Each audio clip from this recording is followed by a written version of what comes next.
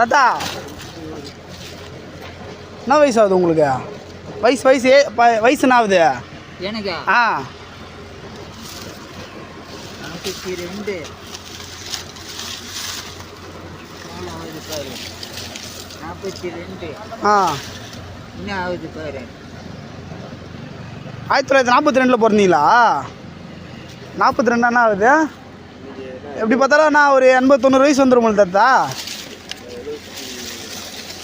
42. சுதந்திரமே 47 தான் வாங்குது. இப்போ சுதந்திரம் 76-78 வருஷம் இருந்துச்சா? 88. ஆ ஒரு 80-70 வயசு வருங்களா? இந்த வயசு வரைக்குமே ஓய்ச்சி சாப்பிட்றீங்களே. பசங்களாம் என்ன பண்ணுறாங்க?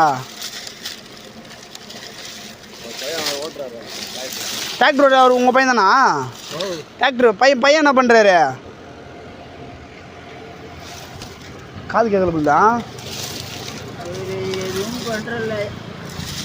ஆ எத்தனை பசங்க தாத்தா உனக்கு? எத்தனை பசங்க? அவர் ஒருத்தர் தானா?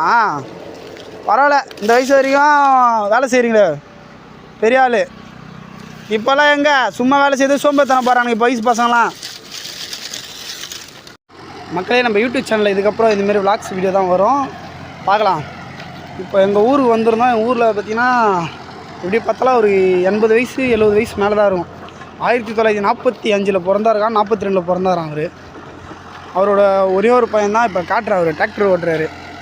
இந்த வயசு வரைக்கும் அவர் உழைச்சி சாப்பிடணும்னு நினைக்கிறாரு. அவருக்கோசம் ஒரு லைக் ஒன்று கமெண்ட் போட்டுருங்க. அவங்க பையனை காட்டுறாருங்க, டிராக்டர் ஓட்டுறாரு அவங்க பையன். தெரியுதுங்களா? தூரத்தில் இதெல்லாமே அவங்களோட வயல் தான். மாடு கட்டி வச்சது எல்லாமே அவங்களுக்கு தான். இந்த வயசு வரைக்குமே உழைச்சி சாப்பிட்றாங்க பாருங்கள். இப்போ வர ஜென்ரேஷன்லாம் கொஞ்சம் வேலை செஞ்சாலே உடம்பு முடிய மாட்டுது, கை கால் வலி முட்டி வலின்றாங்க. அந்த தாத்தா இந்த வயசு வரைக்குமே இந்த இவ்வளோ நேரம் இந்த வரப்பில் தான் வேலை செஞ்சுட்டு இருந்தார். இந்த இலையை எடுத்து போடுறது, இந்த ஓரெல்லாம் ரெடி பண்ணுறது எல்லாமே செஞ்சார்.